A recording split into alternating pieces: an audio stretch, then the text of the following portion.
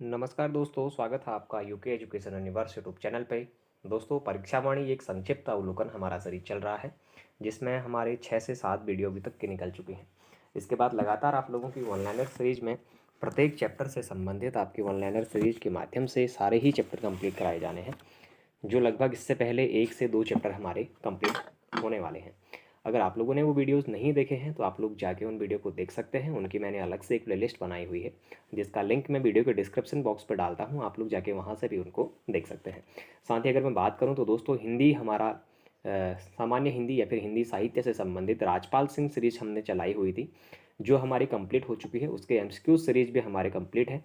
दोनों के ही प्लेलिस्ट के लिंक मैं वीडियो के डिस्क्रिप्शन बॉक्स पर डाल दूंगा। आप लोग जाके वहाँ से हिंदी को भी वॉच कर सकते हैं। तो दोस्तों, आज हम बात करने वाले हैं उत्तराखंड संक्षिप्त अवलोकन में फिर से ऐतिहासिक अध्ययन में कुछ महत्वपूर्ण चीज़ें। तो देखिएगा, आज का पहला क्वेश्चन है कि कालिदास ने किस स्थान पर अपने महाकाव्य अभिज्ञान शाकुंतलम की रचना की थी। दोस्तों, लास्ट वीडियो में हमने कर्णाश्रम के बारे में डिटेल में डिस्कस किया था और कर्णाश्रम से रिलेटेड हमने सारे ही टॉपिक्स को भी क्लियर करा था। तो दोस्तों, कर्णाश्रम हमारा इसका सही आंसर होगा। कालिदास ने महाकाव्य अभिज्ञान शाकुंतलम की जो रचना है वो हमारी कर्णाश्रम पर करी थी। दोस्तों, अगर बात करें कर्णाश्रम के बारे में तो फिर से थोड़ा सा डिटेल में और जाते हैं। कर्णाश्रम राजा दुष्यंत व शकुंतला के प्रेम प्रसंग के रूप में जाना जाता था। और वहीं बात करें तो दोस्तों, गुरु विश्वामित्र और मेनका की जो पुत्री का नाम था वही शकुंतला के नाम पर उनका जो पुत्री का नाम था वो रखा जाता है। और कर्णाश्रम दोस्तों, जो चक्रवर्ती सम्राट है राजा भरत का जन्म भी हमारा वहीं पर देखने को मिलता है। इससे पहले हमने लगभग डिस्कस किया हुआ है। कर्णाश्रम हमारा मालनी नदी के तट पर स्थित है और कर्णाश्रम में महाकवि कालिदास ने अभिज्ञान शाकुंतलम की रचना करी है। आप लोग इस चीज़ से अभी ज्ञात हैं। और दोस्तों, कर्णाश्रम का जो अभी वर्तमान नाम है वो आपका चौका घाट हो चुका है। इससे पहले एग्जामों में पूछा गया है, मैंने आप लोगों को ये चीज़ बताई हुई है। अगर आप लोगों ने ये चीज़ अगर डिटेल में नहीं देखी है तो इससे पहले वाले वीडियो को देखें, आप लोग उसको आराम से समझ सकते हैं। फिर कर्णाश्रम में चौका घाट में बसंत पंचमी के दिन दोस्तों मेला लगता है एक, और भव्य मेले के रूप में जाना जाता है। अगर आप लोगों से पूछा जाता है कि प्रसिद्ध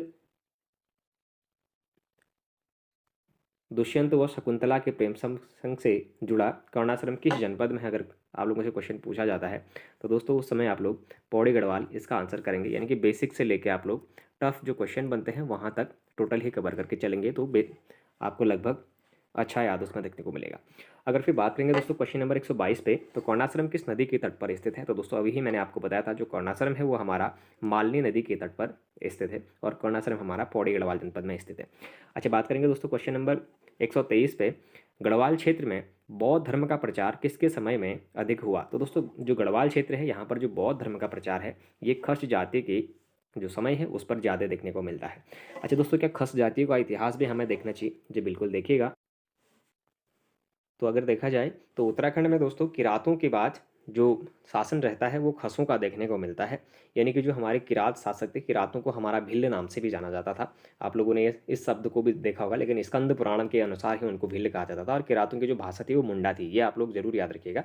अब हम बात करने वाले हैं खसों पर, और खसों की जो हमारी प्रजाति देखने को मिलती है ये किरातों के बाद उत्तराखंड में देखने को मिलती है।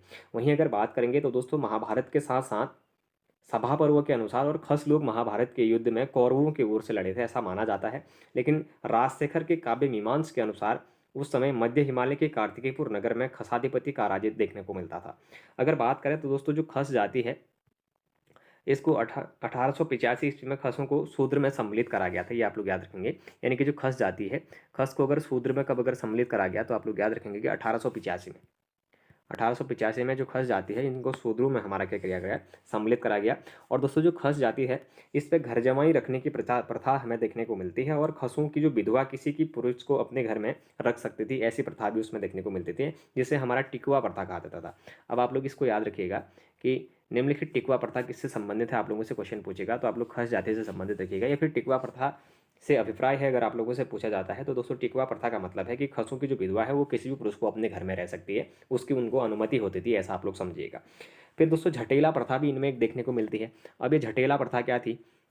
तो दोस्तों, झटेला प्रथा का मतलब ये था कि जो खसों की जो व्याप्ति थी, यानी कि कोई स्त्री किसी दूसरे व्यक्ति के साथ शादी करती है तो उसके पहले पति से उत्पन्न जो पुत्र है उसको झटेला के रूप में जाना जाता था।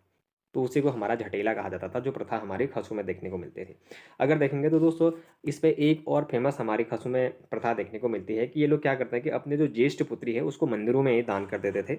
और जो खस है दोस्तों उसमें पशु बलि प्रथा इनमें भी प्रचलित हमें देखने को मिलती है। तो दोस्तों खसों से रिलेटेड हमने थोड़ा सा जो टॉपिक था उस पर डिस्कस किया, और जितने भी टॉपिक मैंने आपको बताए वो लगभग पूरे ही हमारे इंपॉर्टेंट उसमें देखने को मिले थे।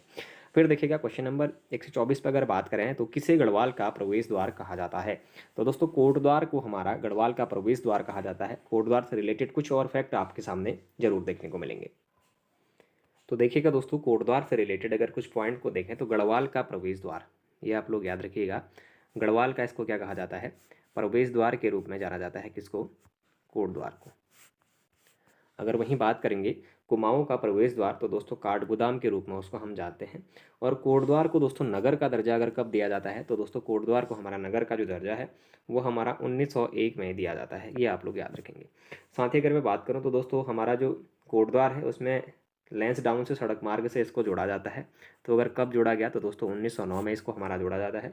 और अगर कोटद्वार नगर पालिका, ये लगभग पूछे जाने वाला क्वेश्चन है, तो कोटद्वार नगर पालिका अगर कब बनाई गई, अगर आप लोगों से क्वेश्चन पूछा जाता है तो 1951 में हमारा कोटद्वार नगर पालिका बनाई जाती है। अच्छा दोस्तों कोटद्वार नगर पालिका ही को कोटद्वार नगर निगम बना दिया जाता है। तो ये हमारा कब बनाया गया तो दोस्तों 2017 में इसको नगर निगम का दर्जा भी दिया गया। अच्छा दोस्तों एक इंपॉर्टेंट क्वेश्चन है आप लोगों के लिए कि अगर कुमाऊं का ग्रास्टीगंज किसे कहा जाता है तो आप लोग टनकपुर को याद रखेंगे। लेकिन अगर गढ़वाल का ग्रास्टीगंज अगर कहेंगे तो दोस्तों गढ़वाल का जो ग्रास्टीगंज है वो आपका कोटद्वार देखने को मिलता है, ये आप लोग याद रखेंगे। गढ़वाल का जो ग्रास्टीगंज है वो आपका कोटद्वार कहलाता है। अच्छा अगर आप लोगों से क्वेश्चन पूछा जाता है कि जो कोटद्वार है वो किस नदी के तट पर अगर बसा हुआ है तो दोस्तों ये हमारा खोह नदी के तट पर बसा हुआ एक शहर है।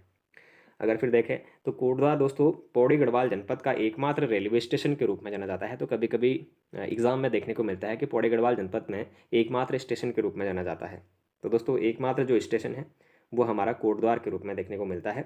और हमारा कोटद्वार को दोस्तों स्टील सिटी ऑफ उत्तराखंड के नाम से भी इसको जाना जाता है। कोटद्वार का पुराना नाम ये आपके लिए थोड़ा सा इंपॉर्टेंट है, तो याद रखिएगा मोर ध्वज कोटद्वार का पुराना नाम के रूप में जाना जाता है। वहीं अगर बात करेंगे तो दोस्तों यहाँ पर कोटद्वार में एक सिद्ध बलि मंदिर भी देखने को मिलता है। और जोसेफ कैथेड्रल जो चर्च है ये भी आपका कोटद्वार में देखने को मिलता है। अच्छा दोस्तों अगर आप लोगों से कभी पूछा जाता है कि जो आपका जोसेफ कैथेड्रल चर्च है इसकी स्थापना कब होती है तो दोस्तों 1868 ईस्वी में जोसेफ कैथेड्रल चर्च की स्थापना कोटद्वार में देखने को मिलती है। वहीं अगर बुद्धा पार्क दोस्तों आपका कोटद्वार में देखने को मिलता है। कोटद्वार से रिलेटेड हमने कुछ उन टॉपिकों पे बात करी जो आपके एग्जाम दृष्टि से काफ़ी महत्वपूर्ण हो सकते हैं। फिर देखिएगा बात करेंगे क्वेश्चन नंबर 125 पे, पौराणिक काल में कुमाऊं क्षेत्र को कहा जाता था। तो दोस्तों पौराणिक काल में जो कुमाऊं क्षेत्र है उसको हमारा किस नाम से जाना जाता था तो मानस खंड के रूप में जाना जाता था। अच्छा दोस्तों मानस खंड बोले तो कुमाऊं को, और केदार खंड बोले तो गढ़वाल को, और नंदा देवी से कालागिरी तक का जो पर्वत है या फिर हिमालय तक के जो पर्वत हैं उन दोनों के ही विस्तार में हमने इससे पहले वाली वीडियो में केदारखंड और मानसखंड का जिक्र किया हुआ है। और साथ ही उसमें उत्तर कुरु और दक्षिण कुरु का भी उसमें एक माध्यम हमें देखने को मिला था। तो आप लोग पहले वाली जो वीडियो आप लोगों ने स्किप करी है उनको जाके एक बार जरूर देखें, आप लोगों को वहाँ से एक अच्छा इनपुट मिलने वाला है। देखिएगा क्वेश्चन नंबर 126 की अगर बात करें तो पौराणिक काल में कुमाऊं के लिए प्रयुक्त शब्द कूर्मप्रस्थ, कूर्मगिरी, कूर्मांचल और कुमाऊंगढ़ के रूप में इसको जाना गया। तो दोस्तों देखते हैं कि जो कुमाऊं शब्द है या फिर कुमाऊं की उत्पत्ति है ये हमारी कैसे देखने को मिलती है, डिटेल में हम उस बारे में चर्चा करें। अगर देखा जाए तो दोस्तों जो कुमाऊं की उत्पत्ति है वो पौराणिक कथाओं के अनुसार ऐसा कहा जाता है कि चंपावत के जो कांतेश्वर पर्वत है वहाँ पर भगवान विष्णु के कूर्म या फिर कच्छपावतार में बैठने के कारण ही यहाँ का नाम जो है वो कूर्मांचल पड़ा हमारे, फिर कांतेश्वर पर्वत के नाम पर ही कुमाऊं यहाँ का नाम पड़ा था।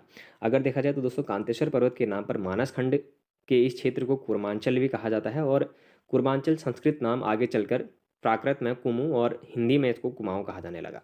अगर देखा जाए तो दोस्तों इस क्षेत्र में प्राचीन नाम मानसखंड या कूर्मांचल के रूप में इसको जाना जाता था। अब वही बोलेंगे कि कूर्मांचल फिर मानसखंड ही, हमें इससे पहले का पता है। लेकिन क्या बाकी वायु पुराण के अनुसार कुमाऊं क्षेत्र में किरात, गंधर्व, किन्नर, यक्ष, नाग जातियां भी यहाँ पर वास करती थी ऐसा माना जाता है। और जाखन देवी का जो मंदिर है दोस्तों अल्मोड़ा में, यहाँ पर मंदिर के इस क्षेत्र में यक्षों के निवास की हमें पुष्टि देखने को मिलती है। और जो कुमाऊं वाला क्षेत्र है यहाँ पर इस क्षेत्र में बेरी नाग है, जैसे काली नाग है, पिंगल नाग है, बासुकी नाग है, ऐसे मंदिर अधिकतर देखने को मिले हैं। जिसमें से जो सबसे बड़ा फेमस मंदिर है वो बेरी नाग का मंदिर ही पिथौरागढ़ जनपद में हमें देखने को मिलता है।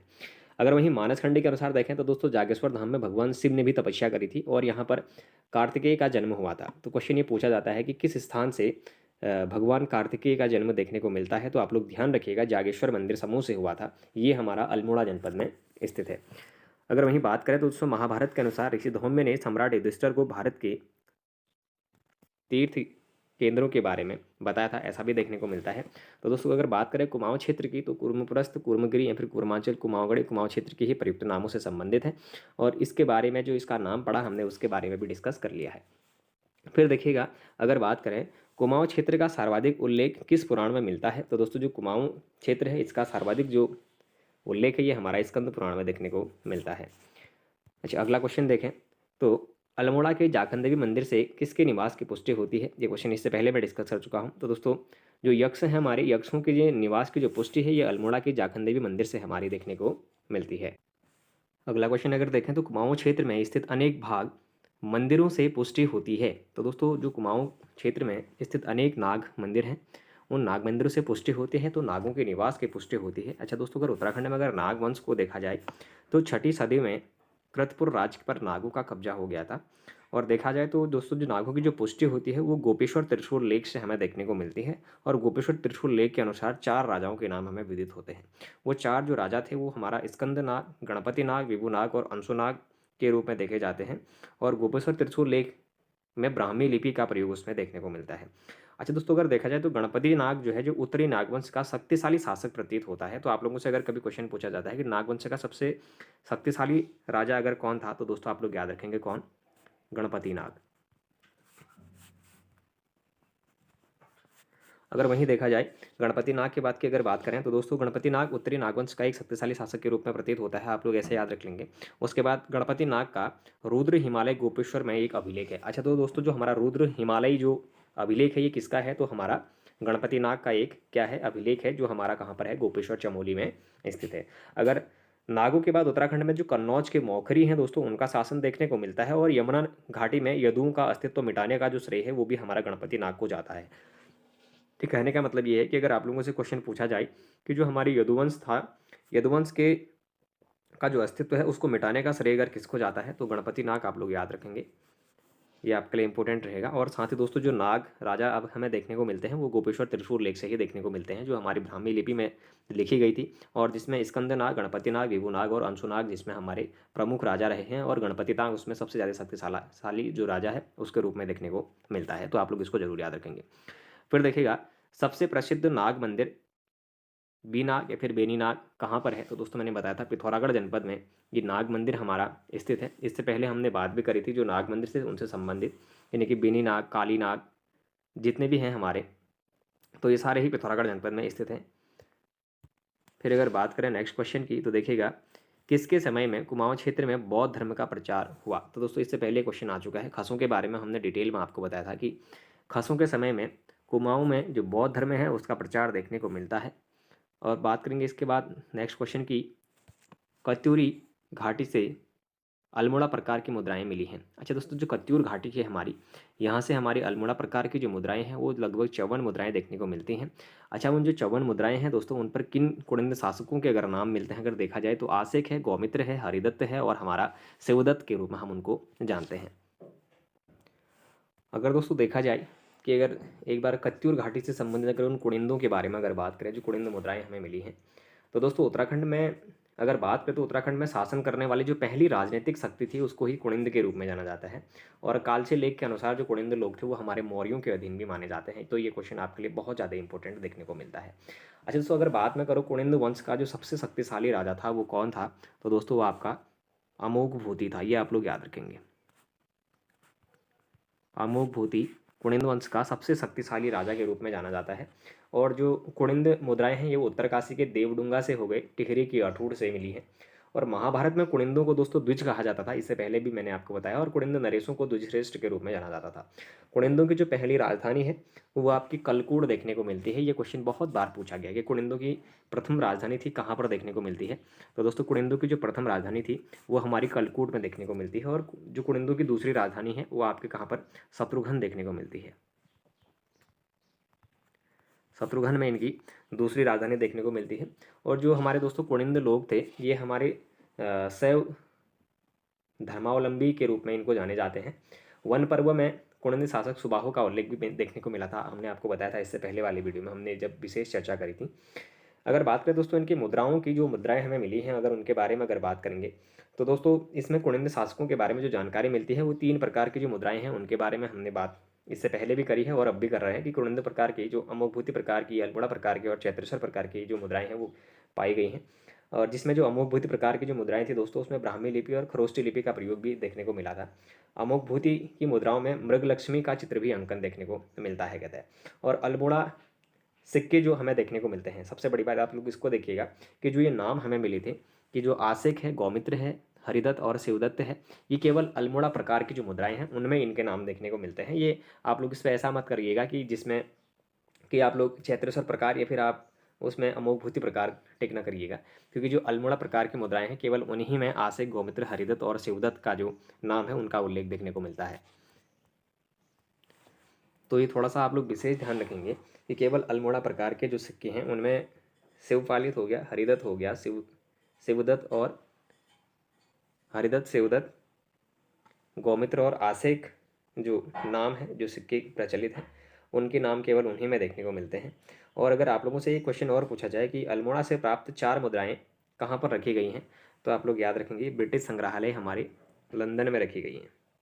ये आप लोग याद रखेंगे, ये हमारी लंदन में रखी गई हैं ब्रिटिश संग्रहालय में। जो अल्मोड़ा प्रकार की जो 4 मुद्राएं थी, उन 4 मुद्राओं में किस किस के नाम अगर अंकित हैं, आप लोगों से क्वेश्चन पूछा जाता है तो शिवपालित, हरिदत्त, शिवदत्त और कहीं कहीं पर गौमित्र, तो कहीं पर अगर देखा जाए तो मगध के रूप में भी देखने को मिलता है।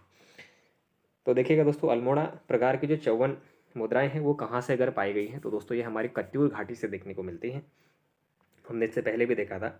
और इन मुद्राओं में शिवदत्त और एक आसिक की ओर से शेष मुद्राएं स्वामित्र की इसमें देखने को मिलती हैं। और अल्मोड़ा सिक्कों में संभवतः 8 कुनिंद नरेशों के नाम का पता चलता है। ऐसा कहा जाता है कि जो अल्मोड़ा प्रकार के जो सिक्के हैं उनसे 8 कुनिंद नरेशों का उल्लेख देखने को मिलता है। अगर बात करेंगे तो दोस्तों कुनिंदों की जो अधिशास्त्री देवी है वो आपके क्षेत्रेश्वर थे, जो भगवान शिव के रूप में पूजे जाते हैं। और वहीं बात करेंगे तो दोस्तों अमोघभूति के बाद मैदानी क्षेत्र में शकों का यहाँ पर अधिकार देखने को मिलता है। और शकों ने दोस्तों, जो शकों के निवास की जो पुष्टि है तो वो कटारमल सूर्य मंदिर से कुमाऊं के प्रचलित शक संवत के रूप में हमारा वहाँ से करा जाता है।